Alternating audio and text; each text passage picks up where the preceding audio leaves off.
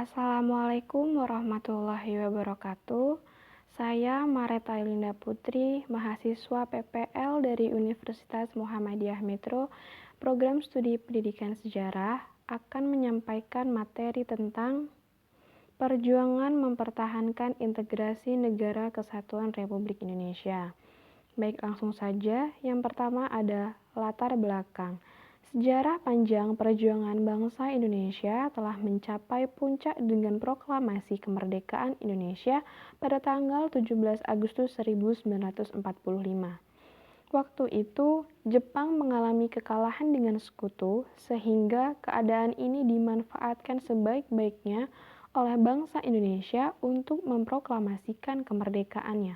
Dengan proklamasi inilah negara Indonesia terlahir. Selanjutnya, bentuk perjuangan menghadapi pasukan sekutu dan Nica.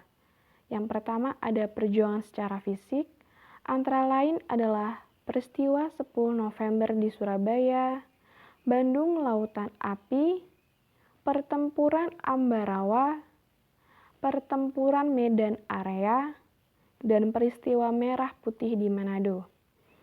Kita bahas satu-satu. Yang pertama yang kita bahas adalah peristiwa 10 November yang ada di Surabaya. Nah, bisa kalian lihat gambar yang tertera pada PowerPoint tersebut adalah salah satu tokoh pelopor pada peristiwa 10 November di Surabaya. Ya, beliau adalah Dr. Sutomo atau sering kita sebut dengan Bung Tomo. Yang di sebelahnya itu ada gambar Hotel Yamato pada saat itu yang masih berkibar bendera Belanda, kemudian arek-arek Surabaya memasuki hotel tersebut dan merobek bagian birunya dan sisalah bendera warna merah putih. Surabaya merupakan kota pahlawan. Surabaya menjadi ajang pertempuran yang paling hebat selama revolusi mempertahankan kemerdekaan. Sehingga menjadi lambang perlawanan nasional, peristiwa di Surabaya merupakan rangkaian kejadian yang diawali sejak kedatangan pasukan sekutu tanggal 25 Oktober 1945 yang dipimpin oleh Brigjen AWS Malabi. Setelah mendarat di Surabaya, Nica berusaha menjadikan Hotel Yamato sebagai markas. Mereka mengibarkan bendera Belanda, merah, putih, biru di tiang puncak Hotel Yamato. Hal ini sontak membuat para pemuda marah. Secara spontan mereka menyerbu pasukan hotel dan menurunkan bendera itu. Kemudian merobek bagian yang berwarna biru, lalu bendera pun dikibarkan lagi menjadi merah putih. Sejak saat itu, bentrok antara pejuang dan pasukan sekutu terjadi hampir di setiap sudut kota Surabaya. Baik, selanjutnya adalah Bandung Lautan Api. Terjadinya peristiwa Bandung Lautan Api diawali dari datangnya sekutu pada bulan Oktober 1945. Peristiwa ini dilatar belakangi oleh ultimatum sekutu untuk mengosongkan kota Bandung. Pada tanggal 21 Oktober 1945, Sekutu mengeluarkan ultimatum pertama isi dengan kota Bandung bagian utara selambat-lambatnya tanggal 29 November 1945 dikosongkan oleh para pejuang. Ultimatum tersebut tidak ditanggapi oleh para pejuang. Selanjutnya tanggal 23 Maret, Sekutu mengeluarkan ultimatum kembali. Isinya hampir sama dengan yang pertama. Menghadapi ultimatum tersebut, para pejuang kebingungan karena mendapat dua perintah yang berbeda. Pemerintah RI di Jakarta memerintahkan agar TRI mengosongkan kota Bandung.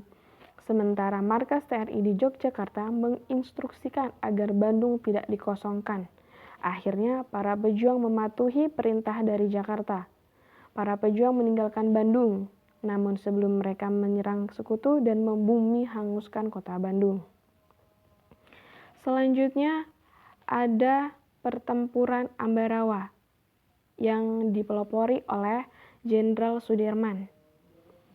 Terjadi pada tanggal 20 November sampai tanggal 15 Desember 1945 antara pasukan TKR dan pemuda Indonesia melawan pasukan sekutu. Pertempuran Ambarawa dimulai dari insiden yang terjadi di Magelang pada tanggal 26 Oktober 1945. Pada tanggal 20 November, di Ambarawa pecah pertempuran antara pasukan TKR di bawah pimpinan Mayor Soeharto melawan tentara sekutu. Pertempuran Ambarawa mengakibatkan gugurnya Letkol Isdiman, Komandan Resimen Banyumas.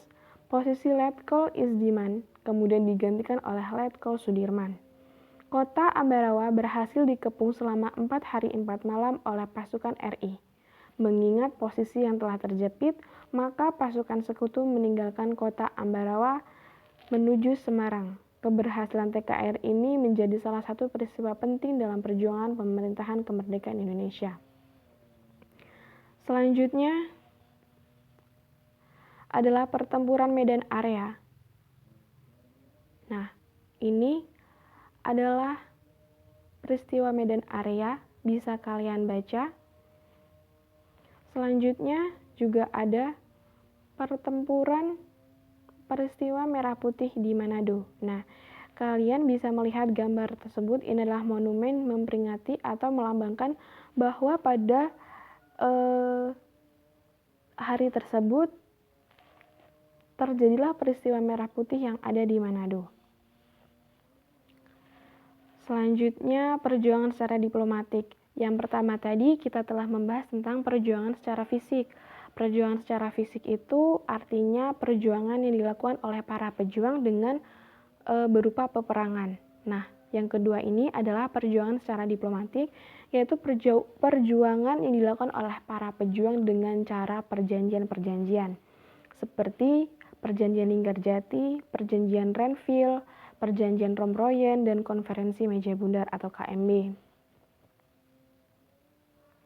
Yang pertama ada Perjanjian Linggarjati. Nah, isi dari Perjanjian Linggarjati bisa kalian lihat dan baca pada slide ini. Selanjutnya juga ada Perjanjian Renville. Perjanjian Renville ini termasuk perjanjian yang bisa dibilang merugikan bangsa Indonesia karena sebagian besar wilayah Indonesia itu diduduki oleh Belanda, dan tempat di mana perjanjian ini terjadi itu di Renville, kapal milik Amerika Serikat. Selanjutnya adalah Perjanjian Romroyen. Ini bisa kalian lihat dan bisa kalian baca. Selanjutnya ada Konferensi Intern Indonesia, membuahkan beberapa keputusan, bisa kalian baca pada slide tersebut. Lalu selanjutnya ada Konferensi Meja Bundar KMB. Nah, pada KMB ini menghasilkan beberapa keputusan, antara lain ada Belanda mengakui RIS sebagai negara yang merdeka dan berdaulat. Pengakuan kedaulatan dilakukan selambat-lambatnya tanggal 30 Desember 1949. Masalah Irian Barat akan diadakan perundingan lagi dalam waktu 1 tahun setelah pengakuan kedaulatan RIS. Nah, bisa kalian baca lagi. Nah, selanjutnya kita bahas tentang perjuangan dalam mempertahankan konflik dalam negeri. Nah, ada beberapa pemberontakan yang terjadi di Indonesia. Yang pertama adalah ada pemberontakan DITII di berbagai daerah. Ada yang di Jawa Barat, Jawa Tengah, Kalimantan Selatan, dan juga di Aceh. Bisa kalian baca. Lalu selanjutnya ada penumpasan pemberontakan PKI di Madiun. Siapa yang tidak asing dengan PKI ini? Tentu kalian sangat familiar dengan PKI, berita-berita tentang PKI dan lain sebagainya. Dan ini adalah latar belakang terjadinya penumpasan pemberontakan PKI yang ada di Madiun. Lalu selanjutnya ada pemberontakan Andi Aziz di Sulawesi Selatan atau Makassar. Nah, ini bisa kalian baca. Lalu selanjutnya ada RMS, Republik Maluku Selatan. Selanjutnya ada APRA di Bandung maupun di Sulawesi Selatan. Dan itu materi yang dapat saya sampaikan. Lebih dan kurangnya saya mohon maaf. Apabila tidak mengerti, kalian bisa komentar di kolom komentar. Terima kasih atas perhatiannya, terima kasih sudah menonton. Saya akhiri, wabillahi taufiq wal hidayah. Wassalamualaikum warahmatullahi wabarakatuh.